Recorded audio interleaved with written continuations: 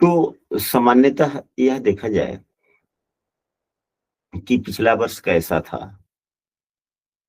तो सामान्यतः पिछले वर्ष में की स्थितियां भी वैसी ही थी। शनिदेव तो महीने 2 महीने पहले आए हैं ना यहाँ पे मीन राशि में।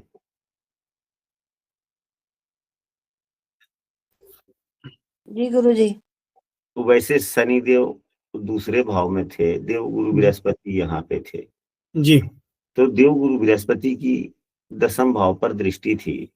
जी देव गुरु बृहस्पति की दूसरे भाव पर भी दृष्टि थी। जी शनिदेव की तीसरी दृष्टि चौथे भाव पर नीच की थी। चौथा भाव घरेलू सुखों का होता है या अस्थाई संपत्ति में वृद्धि का होता है। तो यह अस्थाई संपत्ति में वृद्धि के बाधक योग पिछले साल थे। पिछले क्या 2-2.5 वर्षों से ही ऐसी स्थितियां चल रही है। क्योंकि जब शनिदेव जब कुंभ राशि में थे तो अस्थाई संपत्ति के वृद्धि में बाधा के योग बने, क्योंकि शनिदेव की नीच की दृष्टि यहां पड़ी। पिछले 2-2.5 वर्षों में चंद्रमा पर भी नीच की दृष्टि, यह भी अच्छी स्थिति नहीं हुआ। पिछले 2-2.5 वर्ष जो इनके व्यतीत हुए, अभी भी शनिदेव वक्री स्थिति में है। पंचांग में देखेंगे तो यह शनिदेव अभी कुंभ राशि में ही वक्री होकर के आ गए हैं, लेकिन फल तो यहाँ के ही जैसे देंगे, लेकिन चले तो आए यहीं पे। तो जब ये शनिदेव कुंभ राशि में पिछले 2-2.5 वर्ष थे तो इनकी 10वीं दृष्टि 11वें भाव पर पड़ी, जो इनकी शत्रु राशि है, इनकी शत्रु राशि। इसलिए हम लोग ऐसे कह सकते हैं कि इनका पिछला 2-2.5-3 साल समय जो व्यतीत हुआ, शनिदेव 6 महीना पहले से ही फल देने लगते हैं। शनिदेव 6 महीने कुछ दिन पहले से ही फल देने लगते हैं। तो हम लोग ऐसे कह सकते हैं कि 2.5-3 साल से स्थिति आय की उतनी अच्छी नहीं थी, या जो पूर्व में आए थे उस आय में कमी होने के योग बने। पूर्व में आय में कमी होने के योग बने कि नहीं बने? जी। लेकिन देव गुरु बृहस्पति का 6ठे भाव में आना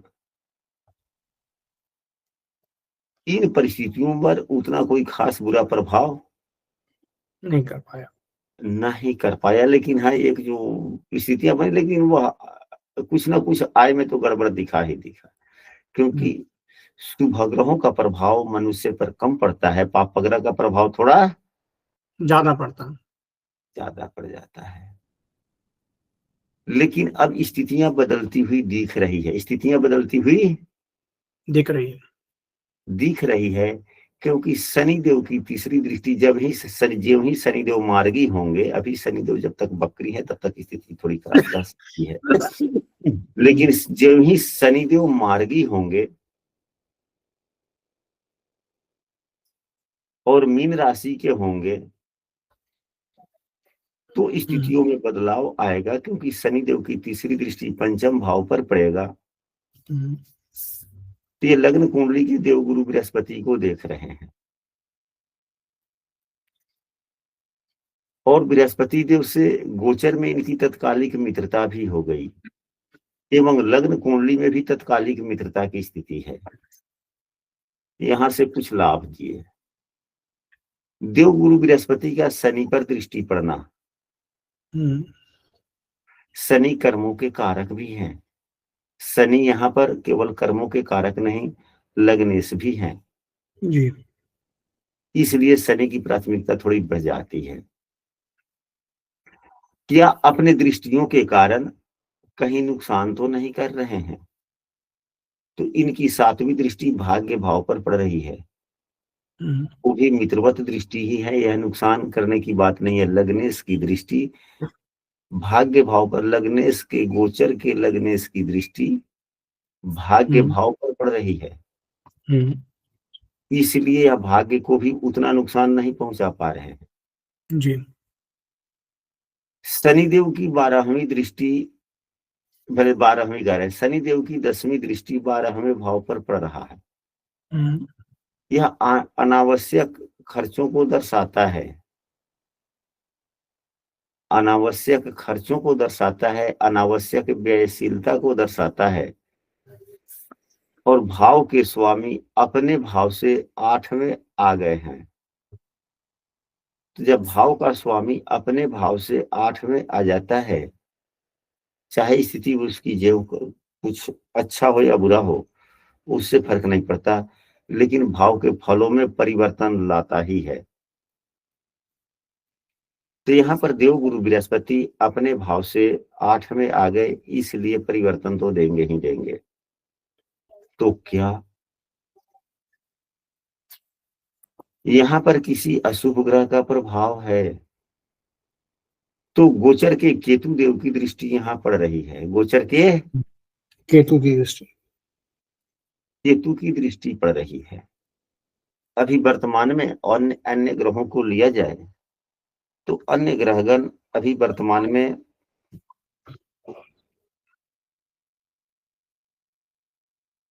मंगल की बात की जाए तो वृश्चिक राशि में है।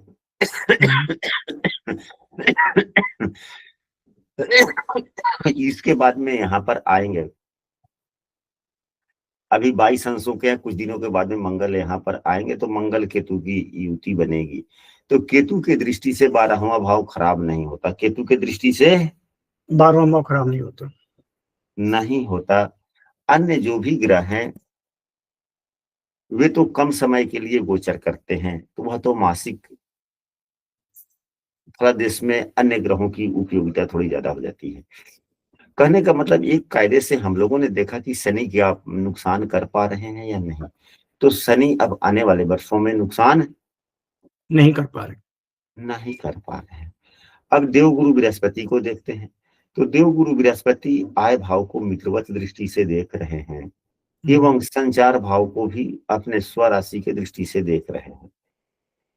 लग्न कुंडली के शुक्र देव से नवम पंचम का संबंध बना, यह भी अच्छी स्थिति है, बुरा नहीं। लेकिन लग्न पर इनकी देवगुरु बृहस्पति की नीच की दृष्टि पड़ी, लग्न पर ही नीच की दृष्टि पड़ गई। एक सूत्र यह भी कहता है कि लग्न पर जब नीच की दृष्टि पड़ी तो क्या इस दृष्टियों के आधार पर यह नीच भंग हुआ या नहीं हुआ? तो नहीं हुआ। यहाँ पर मंगल हैं, उच्च के मंगल हैं, रोचक योग बना, अच्छी स्थिति है। पंचम भाव में देवगुरु बृहस्पति का होना, तीसरे भाव में उच्च के शुक्र का होना, तीसरा भाव बहुत ही अच्छा हुआ, दूसरा पंचम भाव भी बहुत ही अच्छा हो गया। नवम भाव जो उच्च शिक्षा का भाव है उसके स्वामी विद्या की निपुणता भाव में सूर्य के साथ में बैठ गए, वह भी किस राशि भाव के स्वामी के साथ? तो अष्टमेश के साथ। 8वां भाव जो होता है वह विद्या की निपुणता में प्रवीणता प्रदान करता है, यानी कि गुण ज्ञान की तरफ या पीएचडी रिसर्च इत्यादि, यानी कि शोध इत्यादि या कंपटीशन के परीक्षा के तैयारियों के लिए विवेकशीलता इत्यादि अष्टम भाव ही देता है। तो उसके साथ में इसलिए अच्छे योग हैं, उसकी बात नहीं करते। तो यहाँ पर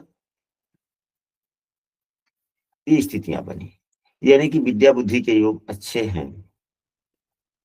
अब रही सवाल, यदि यह कुंडली किसी व्यवसायी का है, यदि यह कुंडली किसी हाँ जयप्रकाश जी, पहले आप अपनी बात को रख ले, फिर हम आगे बोलेंगे। गुरु जी, मैं थोड़ा सा बस ये जानना चाह रहा था कि जैसे अभी आपने कहा कि गोचर के गुरु की दृष्टि जो है लगन पर पड़ रही है, वो नीच की दृष्टि है, ठीक है, लेकिन साथ में मंगल की भी तो, मंगल की नीच की दृष्टि भी तो सप्तम भाव पर पड़ रही है, तो क्या नीच भंग नहीं होना चाहिए?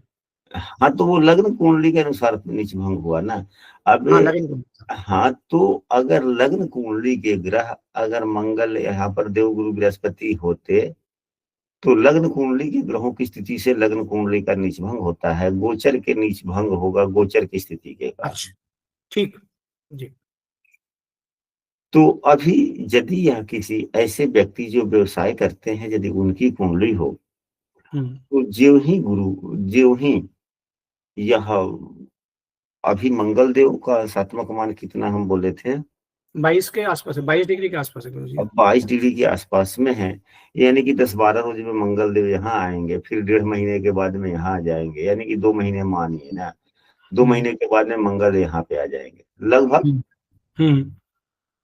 2-4 दिन आगे पीछे। जी। तो यही मंगल यहाँ पर आएंगे, तो गोचर के मंगल जब यहाँ पर आ जाएंगे, उस वक्त जब यह 1.5 महीना दिन रहेगा, उस दिन वह समय नीच भंग की स्थिति बनेगी। जी। मतलब कि दृष्टि के कारण जो नीच वाली स्थिति हुआ वह भंग हो जाएगा जी। और मंगल की भी नीच की दृष्टि यहाँ पर आ जाएगी, आएगी। तो देवगुरु बृहस्पति यहाँ पर उच्च के है, तो दोनों ही नीच भंग स्थिति में चले जाएंगे। तो यह एकाएक व्यापार में ग्रोथ देने का समय हुआ। जी। यदि यह कुंडली किसी सरकारी कर्मी का हो या नौकरी वाला हो, ऐसा व्यक्ति हो जो सरकारी नौकरी करता हो या प्राइवेट नौकरी ही करता हो, अस्थायी एक आय की निश्चित सीमा हो, तो उसके लिए भी वह समय कुछ ऐसा होगा कि पहले से व्यक्ति प्रयास करे। कुछ ऐसे सीट भी होते हैं, ओहदे होते हैं, जब परिवर्तन होता है तो कुछ लाभ मिलता है। जी। ओहदा परिवर्तन होने पर प्रमोशन हो जाएगी तो लाभ मिलेगा। हाँ, मैं वही कह रहा हूँ कि ओहदा बदलने पर लाभ मिलने की संभावनाएं बढ़ जाती है। बढ़ जाती है। तो यहाँ पर जब लाभ के योग दिखे तो वह संभवतः जनवरी फरवरी में ऐसे हम कह सकते हैं। 2 महीना बाद अभी यह नवंबर समाप्त हो रहा है, दिसंबर जनवरी समाप्त होने के बाद में फरवरी मार्च तक, क्योंकि 1.5 महीने के आसपास यहाँ रहेंगे ना। जी। तो उन 1.5 महीनों के बीच में यदि अभी से व्यक्ति प्रयास करे तो कुछ संभावनाएं बनती है। अब यहाँ पर उस समय अंतर्दशा बुधदेव का चलेगा, अंतर्दशा बुधदेव का चलेगा। तो हम लोगों ने अभी हाल फिलहाल की एक कक्षा में, सुबह की कक्षा चल रही थी, शायद शाम की भी कक्षा में इस बात का सूत्र का हम लोगों ने चर्चा किया था, फल दीपिका पुस्तक का। यहाँ पे कई सदस्य ऐसे हैं जो सुबह की कक्षा में भाग लेते हैं। तो हम लोगों ने यह चर्चा किया था कि यदि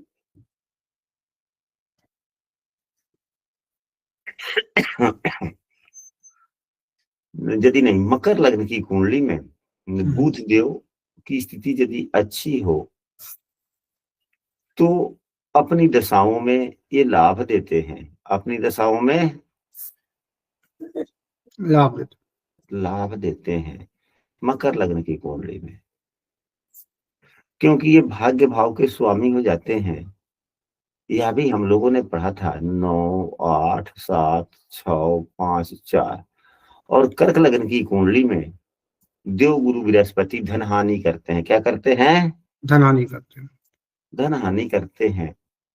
यानी कि कर्क लग्न की कुंडली में देव गुरु बृहस्पति 6ठे भाव के स्वामी हो जाते हैं, इनकी मूल त्रिकोण राशि यहाँ हो जाती है इसलिए। और मकर लग्न की कुंडली में बुधदेव की मूल त्रिकोण राशि भाग्य भाव में हो जाता है, तो अच्छी स्थिति। अब यहाँ पर बुधदेव का सातवां मान देखे क्या मजबूत है, ठीक ठाक है। तो बुधदेव जो है यह ठीक है। नवमांश में कहाँ है? तो नवमांश में शनि की राशि में है, अंशात्मक मान से 13 अंश इनका है। तो बुधदेव तो खराब स्थिति में है नहीं जी। और साथ में सूर्य बुध की युति भी है, यानी कि बुद्धादित्य योग भी बन रहा है। बुद्धादित्य योग अच्छा योग माना जाता है। लेकिन यदि सूर्य या बुध दोनों में से कोई भी एक यदि बुरे भाव के स्वामी होते हैं तो बुद्धियादित्य योग प्रभावी नहीं होता। उतना प्रभावी नहीं होता, इसलिए बुद्धियादित्य योग पर चर्चा करना उतना ठीक नहीं है। लेकिन फिर आप कहेंगे कि सूर्य को या चंद्रमा को अष्टमेश का दोष नहीं लगता, तो फिर प्रभावी क्यों नहीं? तो अष्टमेश का दोष सिर्फ मार्केस के लिए या लंबी बीमारियों के लिए दायित्व तो नहीं बनते उनके, लेकिन किसी से पीड़ित हो जाते हैं तो दे ही देते हैं। कुछ हद तक इन सभी चीजों पर बीमारियों से बचाव करते हैं चंद्रमा एवं बुध, यदि चंद्रमा एवं सूर्य, क्योंकि सूर्य पिता के कारक हैं, चंद्रमा माता के, और माता पिता कभी नहीं चाहता कि मेरा संतान अस्वस्थ हो, इसलिए। और भी दूसरे कारण हैं, और भी दूसरा कारण यह है कि जिस ग्रहों की एक ही राशि हो उसे अष्टमेश का दोष नहीं लगता, जो लग्नेश हो उसे अष्टमेश का दोष नहीं लगता। सभी ग्रहों का सारांश है। लेकिन बुध देव का, यानी कि भाग्य भाव के स्वामी का दूसरे भाव में बैठना, मजबूत स्थिति में बैठना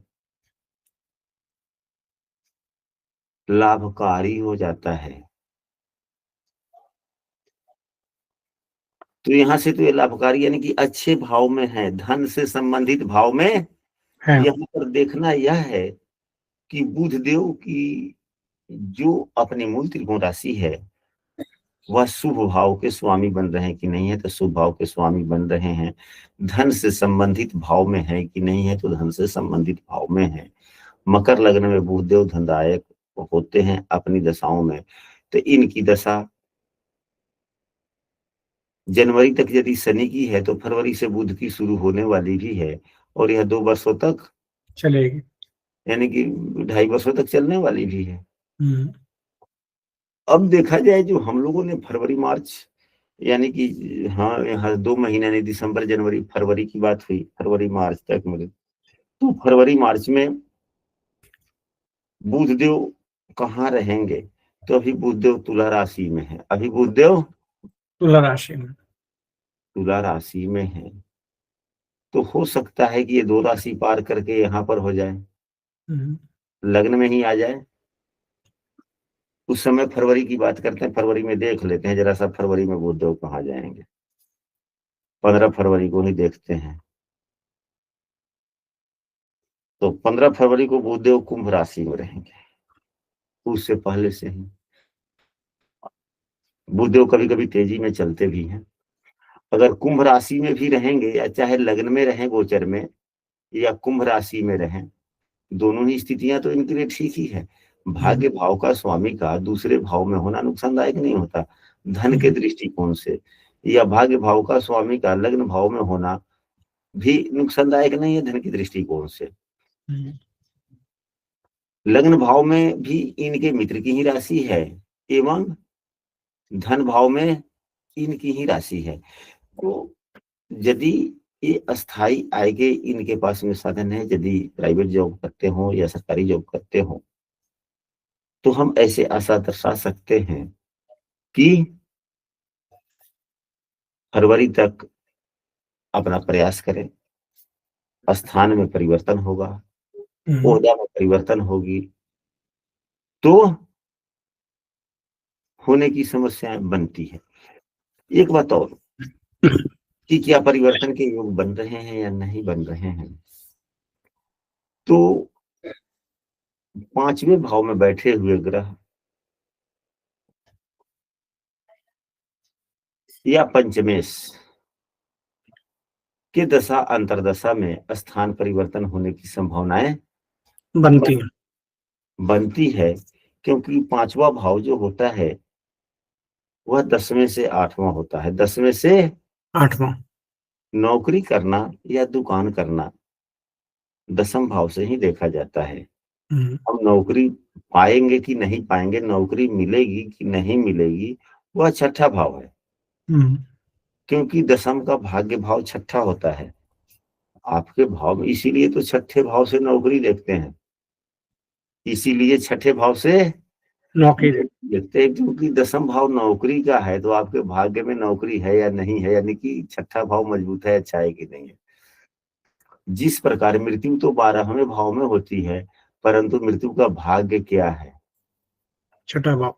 नहीं नहीं, भाग्य क्या है? तो 12वें से 9वां यानी कि 8वां भाव। तभी तो पता चलता है कि मृत्यु किस बीमारी से होगी, कब तक होगी। उसका भाग्य यही है ना, यानी कि कब होगी यह बताएगा 9वां भाव। तो नौकरी कब होगी यह बताता है 6ठा भाव, लेकिन नौकरी करना 10वां भाव। 8वां भाव परिवर्तन का है, ठीक उसी प्रकार 10वें का 8वां परिवर्तन भी है। तो इन्हीं की महादशा चल रही है। तो ऐसी बात थोड़े है कि अगर देव गुरु बृहस्पति की जो महादशा होती है 16 वर्ष होती है, तो 16 वर्ष ट्रांसफर होता रहेगा या स्थानीय परिवर्तन होता रहेगा? नहीं, नहीं होता है। तो इसी गुरु जी माफी चाहता हूँ, ये जानना है कि इसमें इसमें क्या गुरु जी मतलब स्थान परिवर्तन ट्रांसफर भी हो सकता है, घर के पास अपने जैसे जा सकता है जातक? अच्छा, वो ठीक है, आपका भी कहना सही है, घर के पास भी आ सकता है, तो उसके लिए हम लोग समझ सकते हैं बात। तो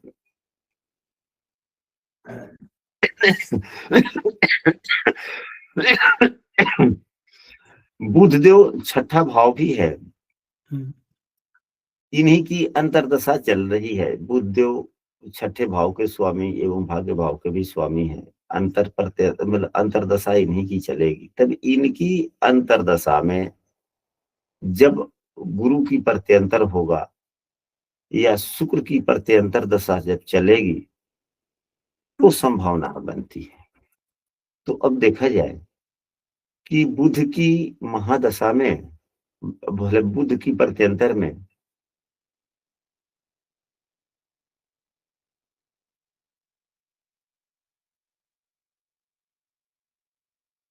5-6 महीने में आ जाएगा गुरु जी, अक्टूबर नवंबर तक आ जाएगा शुक्र का प्रत्यंतर जो है।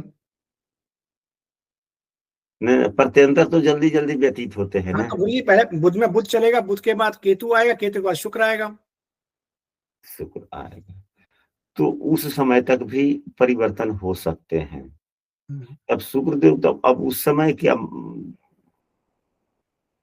कुछ स्थितियां और बनेंगी, ग्रहों का गोचर बदलेगा। तो क्या यदि अक्टूबर नवंबर कह सकते हैं, तो क्या अक्टूबर में ग्रहों की दशाओं को यदि देखा जाए,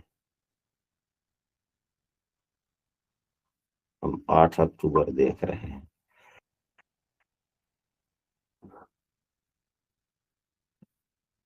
8 अक्टूबर, अक्टूबर महीने में बुधदेव 10वें भाव में रहेंगे, तुला राशि के।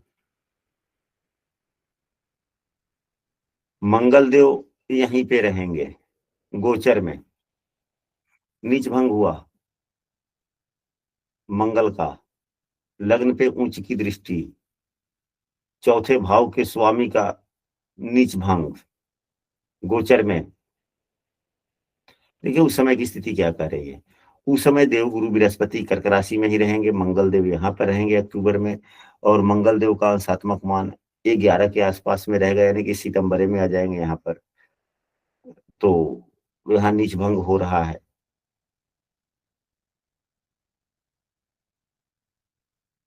अच्छी स्थिति दर्शा रही है। बुध देव यहाँ पे रहेंगे। वृषभ राशि में कोई ग्रह है कि नहीं है? तो वृषभ राशि में उस वक्त कोई भी ग्रह नहीं है। तो जब वृषभ राशि में कोई ग्रह नहीं रहेंगे, तो क्या वृश्चिक राशि में कोई ग्रह हैं? तो उस समय वृश्चिक राशि में भी कोई ग्रह नहीं रहेंगे। उस समय वृश्चिक राशि में भी कोई ग्रह नहीं। तो प्रधानता शुक्र की हो जाएगी। प्रधानता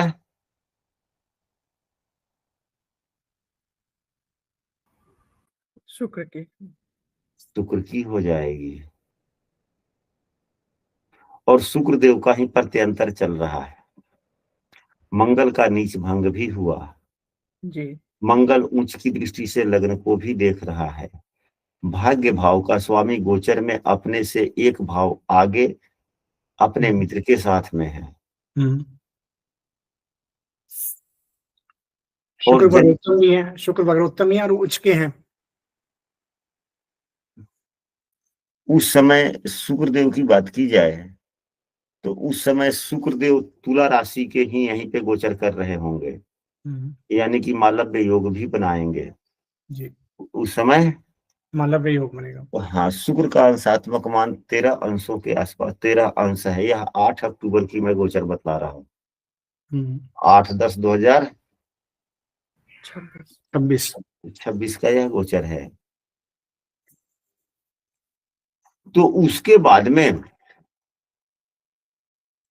हालांकि प्रभाव तो दिखने लगेगा वही मार्च अप्रैल से ही, यानी कि मार्च अप्रैल का फरवरी के बाद से कुछ ना कुछ तो आशा दिखने लगेंगे, चाहे कुछ वैसे आए कैसे खुलेंगे या कुछ स्थितियां, यदि नौकरी भी है तो भी कुछ बदलने के चांस बनते हैं। परंतु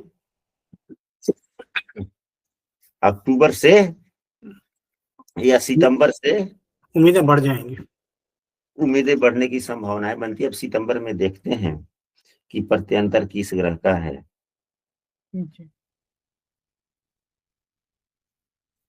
एक मिनट,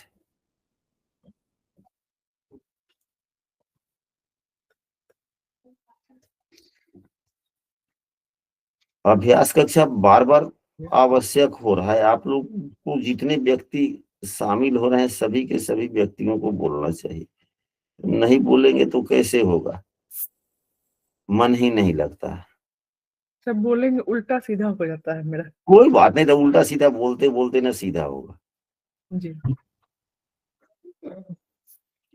सितंबर की बात है तो सितंबर जी, में गुरु की ही अंतर्दशा रहेगी, यानी कि जुलाई से 15 जुलाई, नहीं तो 27 का हो गया, 26 की बात करते हैं।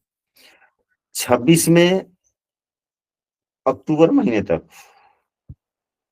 6/10/2026 तक शुक्र की ही प्रत्यंतर प्रत्यंतर रहेगा। स्पष्ट हो गया। प्रत्यंतर दशा भी प्रभावी होता है, प्रत्यंतर दशा भी प्रभावी होता है। प्रभावी होता है। एवं केतु का प्रत्यंतर अप्रैल महीना से ही शुरू हो रहा है। तो अष्टम भाव में बैठे हुए ग्रह परिवर्तन करते हैं। अष्टम भाव में बैठे हुए ग्रह परिवर्तन करते हैं। तो कुछ ना कुछ केतु भी लाभ देंगे ही देंगे। केतु जब का प्रत्यंतर चलेगा तो कुछ ना कुछ आशा बनेगी, लेकिन शुक्र देव का प्रत्यंतर आते आते व्यक्ति प्रयास करे तो सफलता मिलेगी। मिलने की संभावनाएं काफी बनती है। जी, तो इस प्रकार से हम लोग प्रश्नों के अनुकूल देखते हैं। अब रहा सामान्यतः आने वाले समय में स्वास्थ्य कैसा रहेगा, तो खष्टेश की अंतर्दशा चल रही है या चलेगी। खष्टेश की अंतर्दशा चलेगी। तो जब खष्टेश की अंतर्दशा चलती है और यहाँ पर द्वादशीश की महादशा में खष्टेश की अंतर्दशा चल रही है, तो सामान्यतः हल्के फुल्के पाचन तंत्र से, छठा भाव भी पाचन तंत्र का है और 12वें भाव के स्वामी भी पाचन तंत्र के ही ग्रह है ना। जी जी जी, और छठा भाव भी शरीर के आधा और पाचन तंत्र के अंगों का होता है। तो कुछ पेट से संबंधित हल्की फल्की बीमार दिक्कत रहेगी, दिक्कत रहेंगी। या हम ऐसे भी सुझाव दे सकते हैं कि जब खष्टेश का जब प्रत्यंतर चले या अंतर्दशा चले छठे भाव के स्वामी का, और खास करके छठे भाव के स्वामी यदि बुधदेव हो, तो व्यक्ति को चुप हो जाना चाहिए, मौन व्रत धारण करना चाहिए। क्या करना चाहिए? मौन व्रत धारण करना चाहिए। मौन व्रत धारण, यानी कम बोलना चाहिए। हो सकता है कि झगड़ा है। अपने वाणी के ही प्रभाव के कारण कुछ ऐसी बातें निकल जाए, जैसे कि दुकानदारी ही व्यक्ति कोई कर रहा हो, अपना व्यवसाय चला रहा हो, अपना फैक्ट्री चला रहा हो, कुछ भी चला रहा हो, लेबर है, वर्कर है, इत्यादि सब है, उससे आवश्यकता से अधिक वार्तालाप करने से, अब क्योंकि बुध मित्र के भी कारक है ना, जी जी, तो मित्रता पे व्यक्ति भरोसा भी करता है, ढेर सारी बातें भी कर धर देता है। तो कहीं छठा भाव एक्टिवेट हो गया छठा भाव कहीं एक्टिवेट हुआ, क्योंकि छठे भाव भाव पर गोचर के राहु की भी तो दृष्टि है ना। जी जी हाँ। तो ये नहीं कि भाई बात आपसे पूछ दिया जाए बीमारी का, तो केवल स्वास्थ्य हानि वाली ही बात करने लगे, देखने लगे, वो भी नहीं, अन्य प्रकार की भी समस्या, बीमारियां तो कार्यों में भी आती है ना। जी तो राहु की दृष्टि पड़ने के कारण, राहु ओवर कॉन्फिडेंस का भी कारक होता है, तो ओवर कॉन्फिडेंस इत्यादि के कारण थोड़ा बातें बोल रहे हैं, बात बोलने के रौ में किसी पर भरोसा करके कुछ ऐसी ज्यादा बातें बोल दी जाए जिसमें अपनी कमियां हेलो दिखने लगे। दिखने लगे, उससे भी समस्याएं आ सकती है, यस जी क्योंकि यह नौकरी का भाग्य भाव है, जी। तो यहाँ से कुछ गड़बड़ हो सकता है। तो कहने का मतलब यह है कि मौन व्रत का मतलब ये नहीं कि चुप पे चाप हो जाए, यानी कि बातें बोले तो खूब सावधानी से बोले, सोच समझ कर। जी सोच समझ कर बोले, जहाँ पे फैसला लेने की बात है और किंग कर्तव्य विमूढ़ हो जाए तो फिर समय दे दे उसे कि ठीक है अभी समय नहीं है, अभी थोड़ा सा थके हुए हैं, थोड़ा आराम कर लेते हैं, बाद में आके मिलना। यदि नौकरी कर रहे हैं तो, जी यदि नौकरी कर रहे हैं तो, जी। यदि व्यवसाय कर रहे हैं तो व्यवसाय में तो लाभ हानि चलता रहता है, भले ही नुकसान थोड़ा क्यों नहीं हो रहा हो, सामने वाला यदि कोई बात बोल रहा है तो अनावश्यक तर्क वितर्क ग्राहक से नहीं करना चाहिए। न करे, थोड़ा सा अपना ही नुकसान हो जाए, ठीक है, क्योंकि 12वें भाव की महादशा है तो कुछ ना कुछ तो नुकसान देगा ना जी। जी नहीं बोलेगा। और खास करके हमारे बाबा कहा करते थे, एक सुझाव देते थे कि यदि द्वादशेश की महादशा में अष्टमेश या खष्टेश दोनों में किसी एक ग्रह का अंतर महादशा हो और एक ग्रह की अंतरदशा हो, तो छोटी मोटी भी बीमारियां हो तो बढ़ जाती है। उसका उसको, ढंग से इलाज कराना चाहिए। हाँ, उसको बड़ा समझते हुए योग्य वैद्य, योग डॉक्टर से सुझाव सलाह लेनी चाहिए। जी खास करके इन दिनों में जब द्वादशेश की महादशा चलती है एवं खष्टेश की अंतरदशा चलती है, तो अपना स्मरण भी छोड़ देना चाहिए। क्या छोड़ देना चाहिए? स्मरण। हाँ, स्मरण भी छोड़ देना चाहिए। कितना आदमी होता है ना, है कि भाई फलना तबीयत खराब हो गया, 2 4 10 दवा का नाम जानते हैं, जी मेडिकल स्टोर पर चले गए, हाँ भाई ये दवाइयाँ दे देना, लेके खा लिए, फिर वह नुकसानदायक हो जाता है, क्योंकि 12वां भाव अस्पताल के भर्ती का भी है, जी दवा रिएक्शन वगैरह होने की संभावनाएं बनती है। हम्म, भले ही हमसे कम जानकार कोई व्यक्ति हो, लेकिन हम दूसरे से सलाह लेकर करें, अपना डॉक्टर खुद स्वयं न नहीं बने। नहीं नहीं बने। न बने, क्योंकि यह लग्न का शत्रु है। हम्म, वो लग्न शरीर हो गया, छठा भाव उसका शत्रु हो गया, जी तो शरीर के शत्रु से तो सावधानी बरतना पड़ेगा ना। जी बिल्कुल जी तो ये बातें हो गई बुद्ध की। अब देखिए, और यहाँ पर देवगुरु बृहस्पति की जिनकी महादशा चल रही है, वे स्वयं 64वें भाव के नवमांश, 64वें नवमांश कर है, 22वें दृष्टान के स्वामी भी हैं। तो इनकी 22वें दृष्टान के स्वामी की महादशा में यदि छठे भाव के स्वामी की अंतर दशा चले तो सावधानी बरतनी चाहिए कि ना बरतनी चाहिए? जी जी। तो अब यहाँ पर बुद्धदेव का उपाय क्या होगा? तो यदि इनकी कोई दूसरी राशि है और जिस भाव में है उस भाव से संबंधित कोई ना कोई काम करे, जी भाव से संबंधित कोई काम करे। कोई काम करे। अब बुद्धदेव की दूसरी राशि नवम भाव में है, हम्म, नवम भाव धर्म का होता है, पूजा पाठ का होता है, नवम भाव गुरुजनों का होता है, धार्मिक विषय वस्तुओं का होता है ना।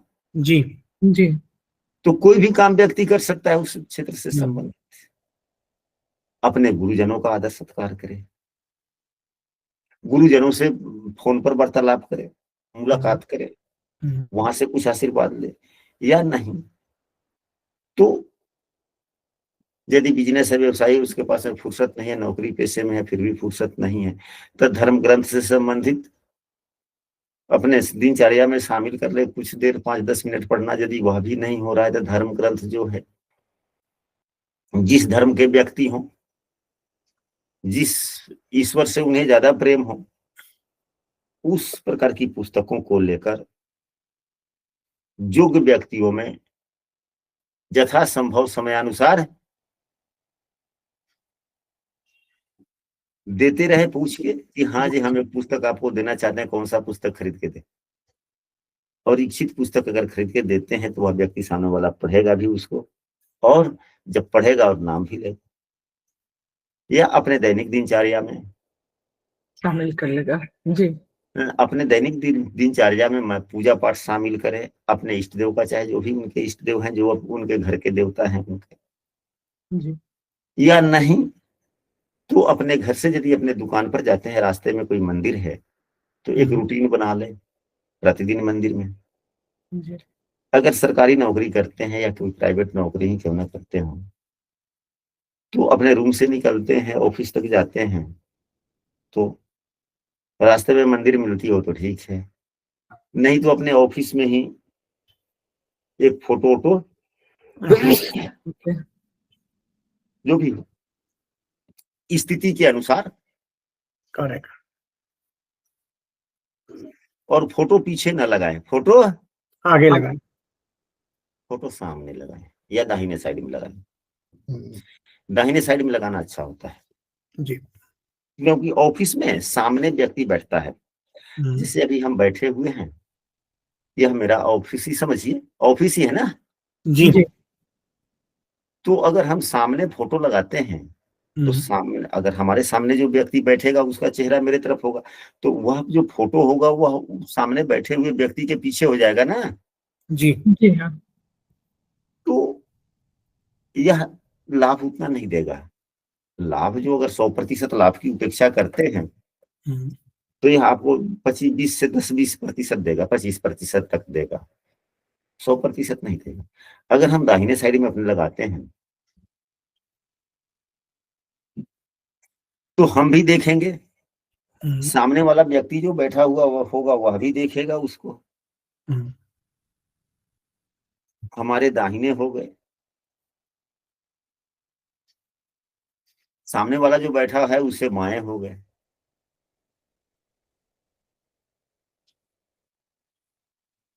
दोनों ही स्थितियों में लाभप्रद हो गया, कब कहीं हद तक काफी लाभ देगा, काफी लाभ देगा। काफी लाभ देगा। और एक और उपाय है जो तो करना ही चाहिए ही। क्या करना चाहिए? अवश्य करना चाहिए। जी जब कुंडली है, उन्होंने कुंडली भेजा मेरे पास में, या आप ही लोगों में से किसी के द्वारा मुझे मिला हुआ हो, स्पष्ट सी बात है कि आस्थावान होंगे, विश्वास इन चीजों पर करते होंगे, तभी तो कुंडली दिया गया है विश्लेषण के लिए। जी जी सबसे सरल उपाय है कि ये इनका जो आवास हो, चाहे यह व्यवसायी हो या सरकारी नौकरी वाले हों, अपने आवास पर दोनों साइड पर दीवार पर राम दरबार की फोटो लगाए। किस चीज का फोटो लगा दें? राम दरबार। हाँ, जितना बड़ा हो सके अच्छी बात है। हम ऑफिस की सलाह तो नहीं दे सकते,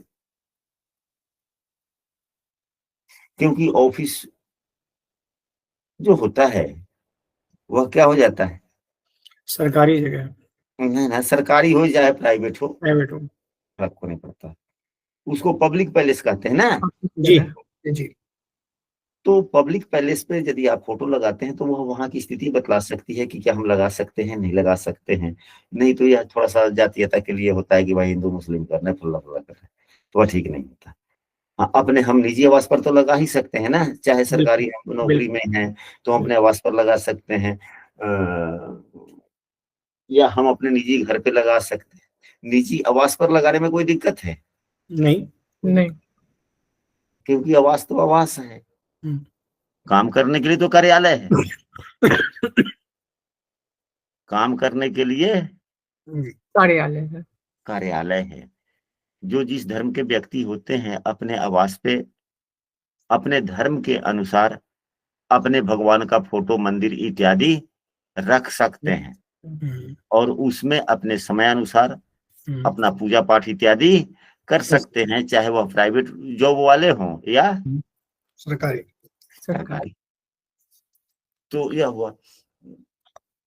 तो आशा करते हैं कि आज की सही विषय वस्तु आप लोगों को स्पष्ट समझ में आया होगा, और हम आशा करते हैं कि अगले बार कभी भी यदि इस प्रकार की कुंडली आप लोगों को देखने को मिले हम्म, कि वर्ष फल कैसे देखें, और भी कई विधियों से देख सकते हैं कि अब यदि व्यक्ति का उम्र कम हो, अब अनुमानतः कीजिए ना कि शनिदेव इनके लग्न कुंडली में कहाँ है। शनिदेव इनके लगन में सप्तम भाव में है गुरुजी। सब तो मिटाते हैं पहले। हम्म, शनिदेव सप्तम भाव में है, हाँ, और शनिदेव गोचर में कहाँ चले गए, मीन राशि में। मीन राशि में है। तो अब बतलाइए ना, 30 या 15, 45, 48 साल के करीब उम्र है गुरुजी इनकी। हाँ 48 साल के आसपास में होगा। तो अब इनका तो पंचम भाव से संबंधित प्रश्न ही नहीं है ना। जी। नहीं। अगर जैसे कि प्रेम विवाह होगा कि नहीं होगा, वैवाहिक जीवन कैसा चलेगा नहीं चलेगा, अब तो उम्र अत्यधिक हो गया, तो ये सभी प्रश्न समाप्त हो गए। तो यदि अब देवगुरु बृहस्पति यहाँ पर हो गए, तो वैवाहिक जीवन में थोड़ी सी क्या होगा, अच्छा होगा या खराब होगा। खटास आएगी हल्की सी गुरुजी। हाँ, क्योंकि देवगुरु बृहस्पति शनि बैठे हुए साथ में, मुझे तो खटास तो आएगी हल्की सी। तो फिर इस भाव का विचार कर लेंगे। गुरुजी से एक चीज मैं कहना चाह रहा था कि सर मेरे मन में एक उपाय आ रहा था कि अगर जैसे इनके कभी द्वादशेष की दशा चल रही है, इस समय महादशा चल रही है, अगर ये अस्पताल में जाकर के थोड़ी मैगजीन वगैरह बांटे तो वो भी एक अच्छा उपाय नहीं होगा क्या? हाँ, वह भी उपाय है। नहीं, देखिए, अंतरदशा का उपाय ज्यादा करना चाहिए। अंतरदशा स्वामी का उपाय ज्यादा करना चाहिए, क्योंकि अंतरदशा कम दिनों के लिए होता है और महादशा बड़े लंबे दिनों के लिए होते हैं। जी। और गोचर के स्थिति के अनुसार यदि तत्कालिक लाभ चाहिए तो वह ग्रह गोचर में किस भाव में है, जी। उस भाव को आधार मानकर उपाय करना चाहिए। अच्छा।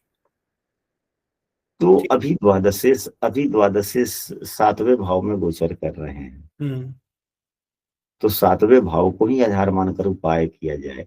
यदि यह पुरुष की कुंडली है तो आपने जो कहा खटास, तो मौन व्रत वाला उपाय यहाँ पर लागू कर ले।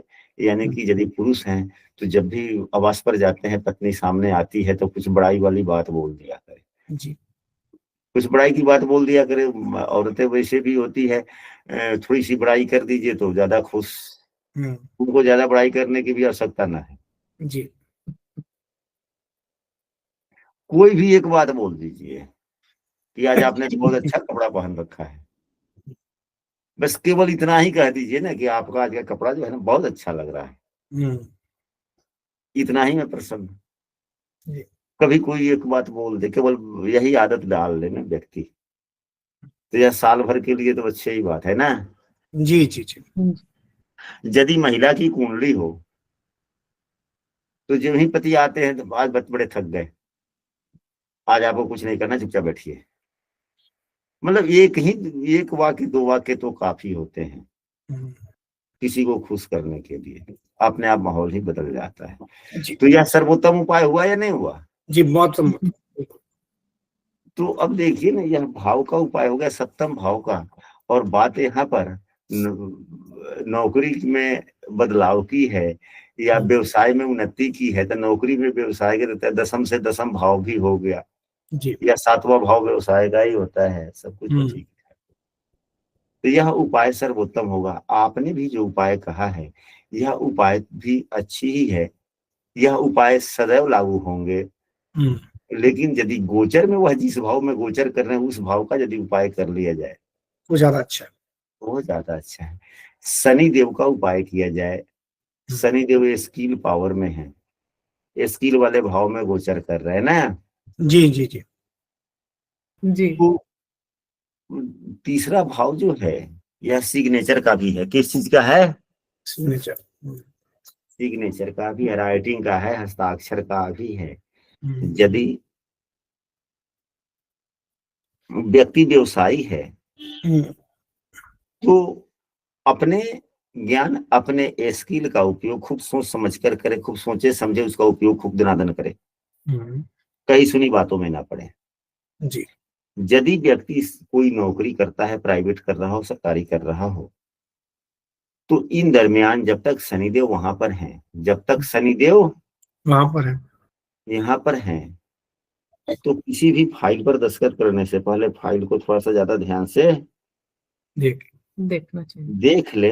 अब इसका जड़ हम लोग जाते हैं कि कुछ क्षण पहले हम लोगों ने अभी चर्चा किया था कि खष्टेश की अंतर्दशा है, खष्टेश शत्रुता देते हैं, जी समस्याएं देते हैं, बीमारियां देते हैं। खष्टेश बुधदेव हैं, बचपना भी है, बुधदेव बचपना भी है, वाणी से भी सावधानी रखें। जी तो बचपना में नादानियां होती है, और सिग्नेचर भी, और वहां पर मित्रता से भी सावधानी रखें, यानी कि ज्यादा भरोसा न करें, नहीं तो वहां से भी समस्या हो सकती है। तो यदि पदाधिकारी हैं, चाहे वो प्राइवेट ऑफिस के हो या सरकारी ऑफिस के हो, तो जी। यदि कोई पेपर वगैरह हो तो लाएगा तो कोई मित्रवत व्यक्ति ही लाएगा ना। जी चाहे जी हाँ। चाहे आपसे प्राइवेट नौकरी जॉब करते हैं तो आपके जो जूनियर जो स्टाफ होंगे, सहयोगी होंगे, वो लाएंगे, या सरकारी कर्मी होंगे तो आपका जो जो भी प्यून वगैरह बनता है वह लाएगा। तो वह भी तो मित्र के ही बराबर हुआ ना। जी जी जी हाँ। और बुध मित्रता के कारक है, छठे भाव के स्वामी है। समस्याएं आएगी नहीं? आ गई। जी आ गई है। तो सिग्नेचर वगैरह सावधानी से करना होगा, या थोड़ा सा सावधानी इसमें रखना होगा कि नहीं रखना होगा? बिल्कुल। तो यही सब हम लोग देखते हैं, समझते हैं, दूसरा और क्या। तो कहने का मतलब है कि आप लोग अगली कक्षा से आप लोग पूरे तैयारी के साथ में जुटे, एवं जब भी लिख दिया जाए कि अभ्यास कक्षा आयोजित की